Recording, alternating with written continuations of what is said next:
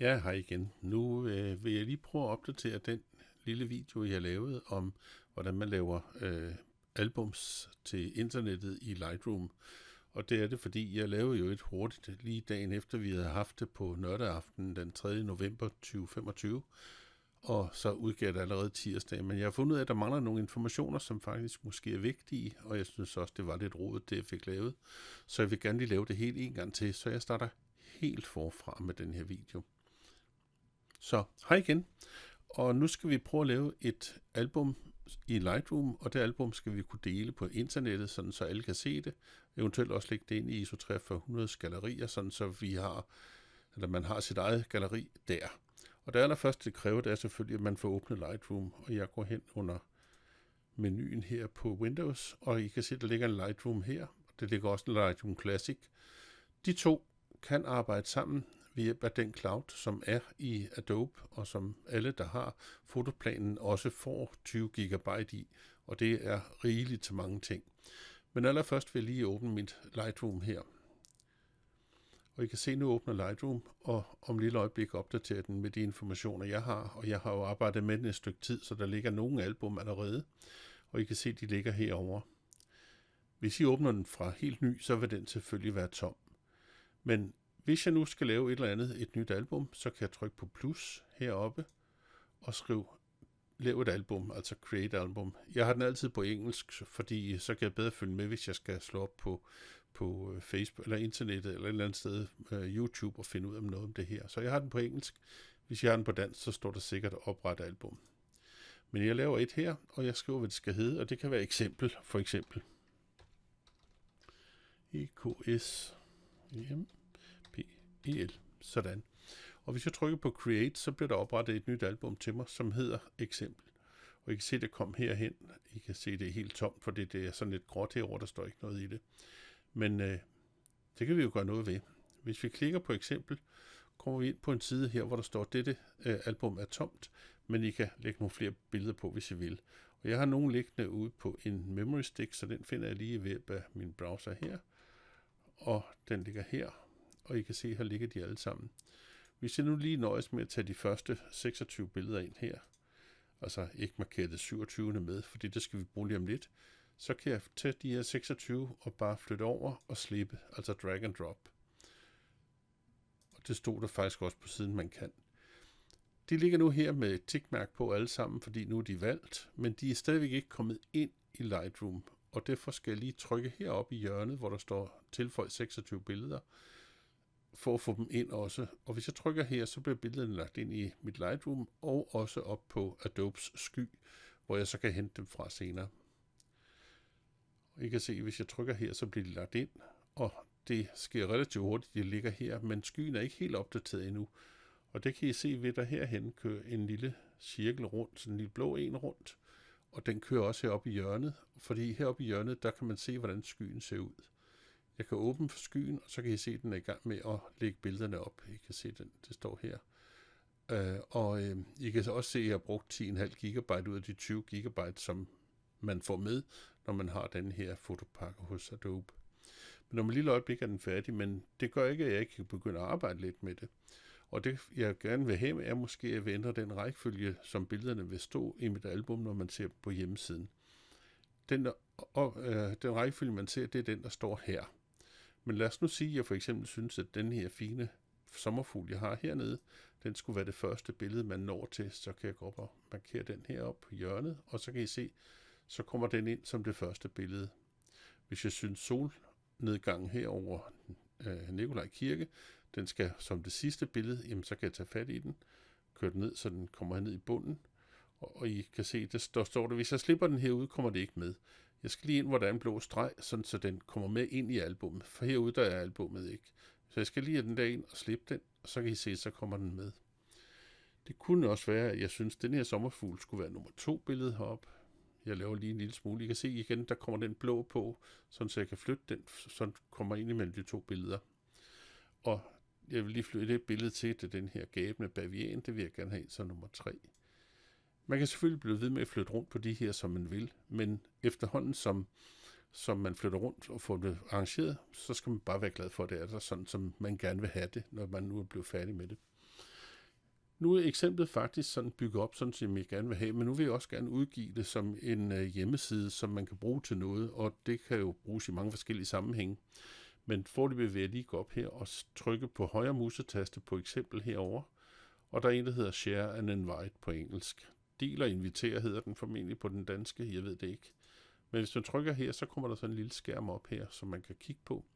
Og der er lidt forskellige ting, man kan gøre. Man kan for eksempel tilrette den hjemmeside, man er i gang med. Og hvis jeg klikker der, så kan I se, at jeg kan lave titlen om på hjemmesiden, og jeg kan også skrive, hvem der har lavet hjemmesiden. Og det kan for eksempel være mig. Sådan der. Så kan jeg bestemme, hvordan det skal se ud, når man ser det på skærmen, og i øjeblikket står den til fotogrid, og det er noget, der ligner faktisk det, der sidder i bagved her nu. Jeg kan også lave det som en kolonne. En kolonne, der vil det her blive trykket lidt mere sammen, og ikonerne vil blive lidt større, og så vil de være så på sådan en kolonne midt på skærmen. Det kan også være one-up, og det betyder, at den tager et billede op ad gangen. Vi kan prøve at se dem alle tre lidt senere, så kan I se, hvordan de ser ud. Man kan også fortælle, hvordan baggrunden skal være. Mørk, som er sort, eller light, som er hvid. Vi kan lige beholde den mørk lige nu, så kan vi altid lave den om og se, hvordan det ser ud. Der er også nogle indstillinger, settings. Man kan give folk lov til at lægge billeder på, hvis man synes, man gerne vil det. Altså hvis man for eksempel deler et album med nogle flere, så kan de også lægge billeder ned på det, som man for eksempel kunne gøre i forbindelse med, at vi laver skulp eller noget andet, hvor vi alle sammen kan lægge billeder ind, så vi bliver fri for at sende dem ind, så kan man lægge dem ind her og hente dem. Vi kan også give folk lov til at hente billederne. Vi kan give tilladelse til, at man ser metadata for billederne på den hjemmeside, der bliver lavet. Man kan også se lokationen, hvor et billede er taget. Det kræver selvfølgelig, at man har geotagging på sit billede. Og man kan tillade, at der bliver skrevet kommentarer. Det er kun folk, der er logget ind med sin egen Adobe-konto, der kan skrive kommentarer, fordi man vil godt have lidt styr på, hvilken type kommentarer, der kommer på billederne. Så derfor er det ikke Gud og hver mand, der bare får lov til at kigge ind og skrive kommentarer på. Så det er altså, man vil vide, hvem der har skrevet en kommentar, så hvis der kommer en grim kommentar, så kan man skille vedkommende ud. Så man får altså at vide, hvem der har skrevet en kommentar ind på den, hvis man markerer den. Vi markerer den lige her. Når man har lavet alt det her, så kan man gå op og få et link ud til internettet, hvor man så kan se de her ting. Og hvis jeg gør det, så kan I se, så kommer der en internetadresse på herop, https, og så hvad den i øvrigt hedder. I kan se, den starter med Adobe, og så en eller anden kode, sådan som den her hjemmeside så kommer til at hedde. Hvis jeg trykker på den her, så kan jeg se på en browser, hvordan det kommer til at se ud. Vi kan lige gøre den til fuld skærm. I kan se, den hedder nu eksempel, og den laver mig. Det var det, jeg skrev ind, jeg gerne vil have. Jeg får også de første 3 billeder på i den rækkefølge, jeg gerne vil. Og hvis jeg kører helt ned i bunden, kan jeg se, at solnedgang står i bunden. Så den orden, jeg har bedt dem om at stå i, den står den altså i her. Der er nogle flere ting, jeg kan se heroppe i hjørnet. For eksempel kan man heroppe se, at jeg er logget på systemet i øjeblikket, og det er mig, der kører det. Derfor sidder mit lille glade kontrafej heroppe. Fordi det er mig, så kan jeg også få lov til at gøre noget ved det. Den her kommer vi lige tilbage til, men rent faktisk kan jeg på hjemmesiden, hvis jeg er logget på min Adobe, få lov til at lægge ekstra billeder på. Og det kommer vi lige tilbage til, når vi ser, hvordan vi lægger flere billeder på. Men ellers vil jeg lige lukke den her igen, og så kan vi prøve igen at gå tilbage til Customize, og så kan vi prøve at lave den til en column i stedet for, og så med lys baggrund. Og så kan vi se, hvordan det ser ud. Det skal selvfølgelig lige opdateres ude på nettet først, så det er ikke sikkert, at den er helt klar med det, når jeg lige trykker her. Det kan være, at den stadigvæk er sort. Det var den. Men så snart den er helt klar med det, kan jeg lige opdatere siden, og så bliver den hvid, sådan som jeg havde sagt, jeg gerne ville have den. I kan nu se forskellen mellem et grid og en kolonne. Kolonnen er lidt smallere og er midt på billedet, og man kan så køre ned igennem og se den. Anderledes er det ikke. Jeg prøver lige at lukke den igen. I kan se, jeg kan stadigvæk ikke gøre forfærdeligt meget. Jeg kan godt tage et billede op og kigge på det. Jeg kan få lov til at se noget information om det. Det der står, det er, hvad billedet hedder, og hvornår det sidst er rettet. Og man kan se heroppe, hvis man har sin copyright-information inde på billedet i metadata, så vil der stå copyright heroppe under info. Men ellers står der ikke forfærdeligt meget. Jeg lukker den her side igen. Jeg kan nu gå ind her, og vi kan da lige prøve at se, hvordan det ser ud, hvis det er en one-up, altså en hel side ad gangen. Så lad os prøve at gå ind og klikke en gang til, og så se, hvordan den så ser ud. Så kan I se, så står de med et billede kun ad gang. Altså det er stadigvæk, så man kan scrolle op og ned på dem, men billedet bliver meget større midt på. Jeg selv foretrækker faktisk det, der hedder et grid, fordi folk kan jo bare klikke på det, hvis de vil se, hvad de gerne vil se. Men det er jo igen, hvad folk er til. Inden under indstillinger her, kan vi nu prøve at skrive, at jeg gerne vil give tilladelse til, at der bliver lagt et billede, at man henter et billede fra det. Og hvis jeg går ind nu og ser min hjemmeside, så kan I se, at nu kommer der en lille en på her, som hedder Download Photo. Og det vil sige, at nu kan jeg gå ned og hente alle billederne, eller jeg kan hente et af gangen. Hvis jeg klikker det her op, kan jeg sige, at det her det vil jeg da gerne have. Jeg skriver download, og så spørger den, skal det være i standardstørrelse, eller skal det være den fulde størrelse, som billedet har, når det ligger herude. Og de billeder, jeg har lagt på, dem har jeg defineret, da jeg hentede dem fra min Lightroom, og så eksporterede dem ud som JPEG. Der har jeg lavet dem alle sammen som 5 megabyte i størrelse som max. Så jeg hiver lige noget, der ligner 5 megabyte ind her. Så kan vi se, når vi når så dertil. I kan se, at den ligger her, så kan jeg åbne den, hvis jeg synes. Og nu kan I se, at den her ligger faktisk i det album, som jeg har på min Windows. Så nu er jeg ikke længere på internettet, det her billede ligger hos mig. Det er det, man kan gøre ved det i første omgang. Jeg lukker det her en gang til. I kan til hver tid klikke herude, og så få en kopi af den her, og så sætte den ind i en mail til, hvis I vil skrive det til Torben og sige, her er mit album til ISO 4300, eller hvis I har været til en fest eller noget andet, og I har taget billeder og lægget det ind på sådan en, kan I sende det ud til gæsterne og sige, tak for en hyggelig aften, her er billederne, og hvis I har givet lov til, at man kan hente dem, kan I sige, I kan lige øvrigt hente dem ved lige at klikke derop.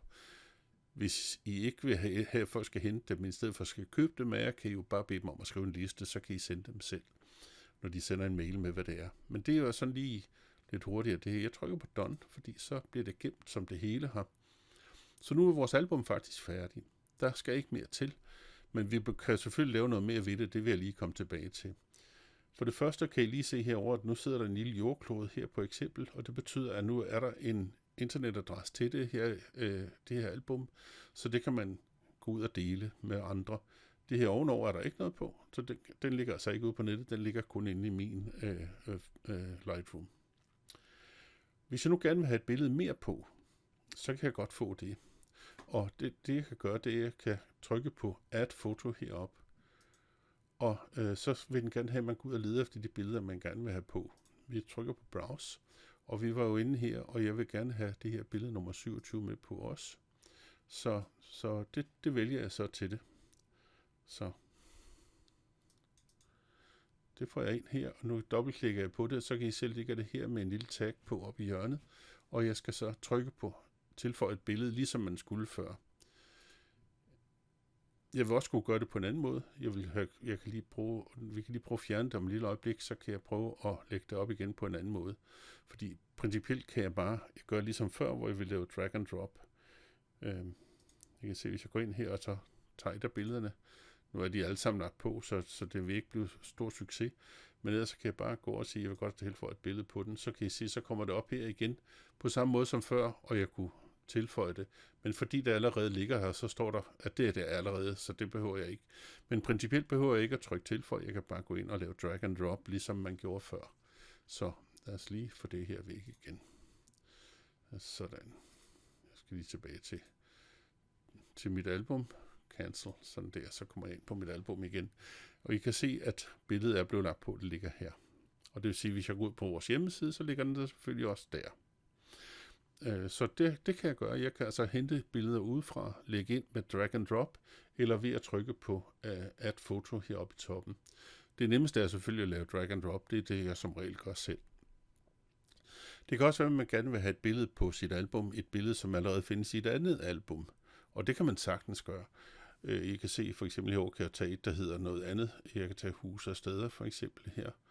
Og så kan jeg se, hvordan det ser ud. I kan se, der fik jeg mit album op med huse og steder. Og hvis jeg nu vil have det her lille japanske tempel fra noget, der hedder Kyoto, nede i Japan, så kan jeg tage fat i det, og så sige, det vil jeg faktisk også godt have op i eksempler.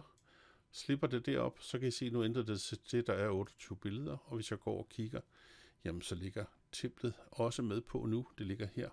Og det vil sige, hvis jeg går ud og kigger ud på nettet, jamen så ligger det her allerede.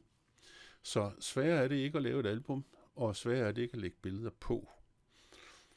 Spørgsmålet er, hvad så hvis man gerne vil have noget andet på, hvis man for eksempel, nu kan jeg ikke se, hvad det var for et billede, vi tog, men vi har sikkert lagt et på af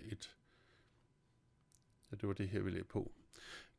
Hvis jeg nu gerne vil have det væk, det her billede af de her, den her rod her, så kan jeg højreklikke på den, og så kan jeg få det væk på 2 forskellige måder.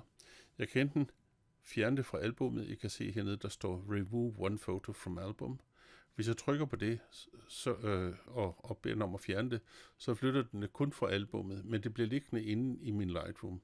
Hvorimod hvis jeg trykker på Delete one photo, så fjerner det både fra det her album og fra Lightroom.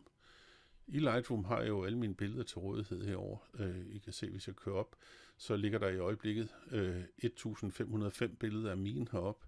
Og dem kan jeg så gå ind og hente og bruge, og herfra kan jeg selvfølgelig også tage billeder og lægge på. De behøver ikke at ligge i et album, for man kan hente dem på. Men ellers er det man gør i Lightroom, og det er ikke sværere end det her. Jeg har nu lavet et link heroppe, jeg kan bruge til at sende ud til venner, hvis man gerne vil dele et album med dem, til at lave et album til ISO 4300, hvor man sender det her link til Torben, og så kan han sætte det ind i vores den, der hedder medlemsgallerier på vores hjemmeside. Som jeg nævnte før, så kører det her jo op på skyen, og det vil sige, at den sky, som vi kigger på heroppe, den er til rådighed i Lightroom, men den er også til rådighed i Lightroom Classic, hvis man gerne vil have det. Og jeg vil lige prøve at åbne Lightroom Classic, så I kan se, hvordan man så gør det der. Og Lightroom Classic har jeg siddende hernede, og så trykker jeg lige på den. Og det vil sige, nu åbner Lightroom Classic i baggrunden. I kan se, at her kommer den. Og ja, den skal jo så lige åbne, og så kan I se alle mine billeder, der ligger derinde, hvis I vil det, men det er da ikke det, vi skal gøre lige nu. Det jeg gerne vil vise jer, det er, at den faktisk opdaterer den herinde. Og I kan se, hvis I kigger ned her, nu skal jeg lige helt ned til mine collections, som de hedder, så findes der en her, der hedder From Lightroom, og det vil sige, at den her, det er noget, der også er henne i Lightroom, og som man kan synkronisere med det.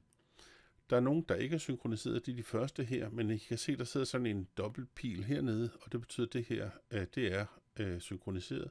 Og der er allerede et, der er markeret, for det er det, jeg havde åbent over i den anden. Det er det, der hedder eksempler, det er det nye. Og det er den så i gang med at opdatere.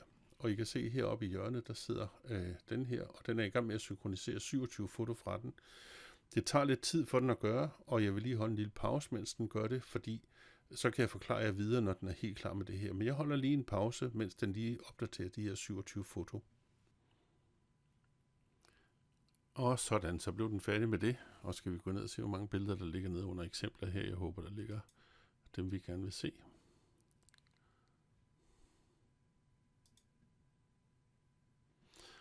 Det er selvfølgelig den deroppe, vi skal have fat i. Jeg skal lige klikke på den rigtige. Her kan I se, nu ligger alle billederne her. Og de er der alle sammen, alle dem vi har lavet over på den anden. Så de er, og nu kan vi arbejde med dem her, hvis vi har lyst. Lad os sige, at jeg gerne vil gå ind og redigere det her fine billede her lidt. Så kan jeg bare gå op og sige, at jeg godt vil lave develop på den. Og så har jeg mulighed for at lave alle de ting, jeg gerne vil lave, som normalt i Lightroom her. Og hvis jeg laver en rettelse og vender tilbage her, jamen så kommer rettelsen med over på Lightroom og med over på det album, jeg har lavet. Jeg kan også, hvis jeg synes, lægge et billede på herfra og sige, jamen det vil jeg da også meget gerne lige have med. Og det vil sige, at man kan gå op og finde et eller andet godt billede heroppe på et tidspunkt, hvis man har lavet et. Det kunne være, at vi havde lavet et af de her, der hedder sort-hvid. Og det kan lige se, om der ligger noget, der er anderledes end JPEG. Det gør der vist ikke. Men hvis man lægger et NEF-billede med over også, så vil det også komme over som et NEF-billede, og så fylder det jo lige pludselig 40 megabyte, eller hvor meget det er. Og det er der jo ikke nogen grund til. Jeg kan ikke engang lige se, hvor meget der er på det her. Men jeg tager lige fat her og kigger, og så kan vi se, om det er, hvor stort det er eventuelt. Whatever. Jeg tager fat i det. Hvis jeg vil gerne have det ind i albummet, kan jeg tage fat i det her, og flytte det over i albummet, der hedder eksempel herop og slippe det. Og I kan se, når jeg har gjort det, så bør tallet her rette sig op til 30. Lad os se, om det kommer med over. Det gjorde det, ligger der. Så nu er det over, og skyen er opdateret, så nu er alt opdateret igen herfra. Og det vil sige, at jeg kan også lægge billeder på herfra, uanset størrelse næsten. Så man kan altså arbejde enten her nu, eller også over i Lightroom. Hvis jeg ikke længere vil opdatere det her, så kan I se, der sidder sådan en lille en ude i siden her. Jeg kan markere på den, og så siger den, vil du gerne stoppe med at synkronisere? Så siger man ja tak, hvis man gerne vil det. Hvis man helt vil holde op med at synkronisere, kan man gå op på skyen heroppe og sige, hold en pause i at synkronisere, så holder den helt op med at synkronisere alt, hvad der er at synkronisere. Og jeg skal lige sige, når man starter med Lightrooms Classic, så synkroniserer den faktisk ikke, så man skal faktisk også ind her lige og sætte den i gang med at synkronisere sammen med sin Lightroom, hvis det er sådan, som man gerne vil det. Men det kan vi altid tage en anden gang, hvis der er mere problem med det eventuelt. Ikke? Godt. Nu kan det være, at vi gerne vil have fjernet nogle af de her billeder her. Det kan være, at vi har... undskyld, det har vi gjort, men jeg vil lige... jeg lukker lige det her ned.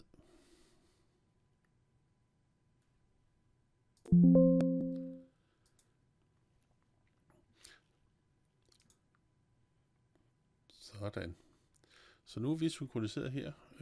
Jeg skal lige ned i mit eksempel igen hernede. Her er det.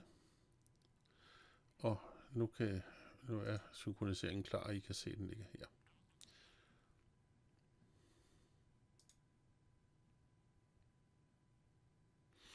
Sådan. Men alt er altså synkroniseret og klart til, at man kan bruge det begge steder, så det er bare det, vi gør.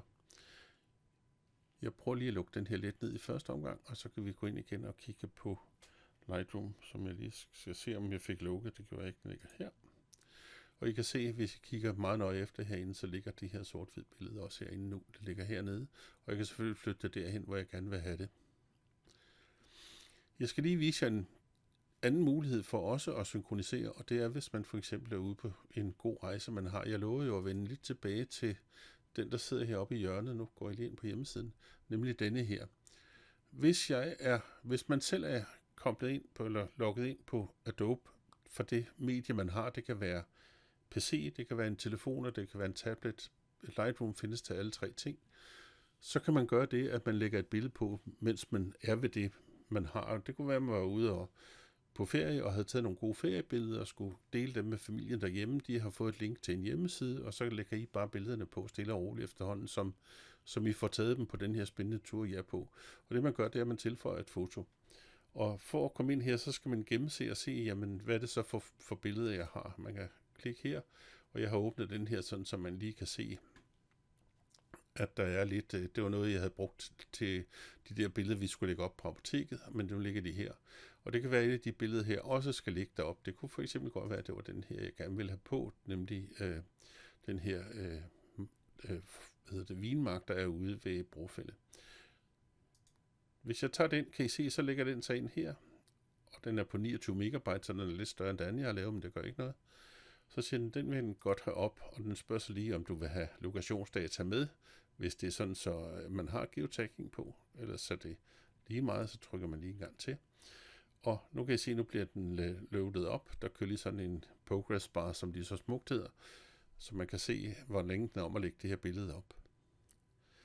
Og når den er færdig med det, så kan jeg vælge at tage nogle flere billeder på, eller jeg kan bare lukke ned her. Når jeg lukker ned her, når den nu er færdig med at lægge over, så lukker jeg ned her, men de er ikke helt klar på siden endnu. Jeg får lige sådan en blå anmærkning oppe i toppen af hjemmesiden, når den er klar. Den kom der, og siger jeg vis, og når jeg gør det, så kommer det her billede på, jeg lige har lagt på, nemlig det med vinmarkerne, og vi kan lige scrolle ned og se, om de er der, og det er de. I kan se, de ligger der. Så man kan altså også, mens man er ude på ferie, kan man opdatere det her hjemmesidealbum, som man kan bruge. Man kan selvfølgelig også lægge det ind på sine egne hjemmesider, hvis man vil det. Hvis man har lavet sin egen hjemmeside.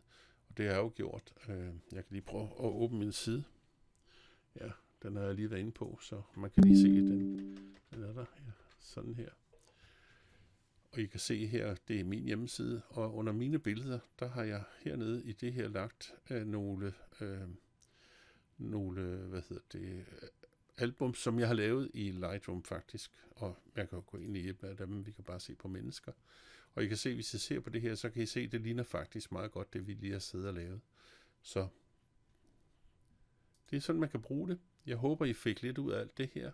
Jeg lukker mig selv igen og bliver her på det, vi selv har lavet nu.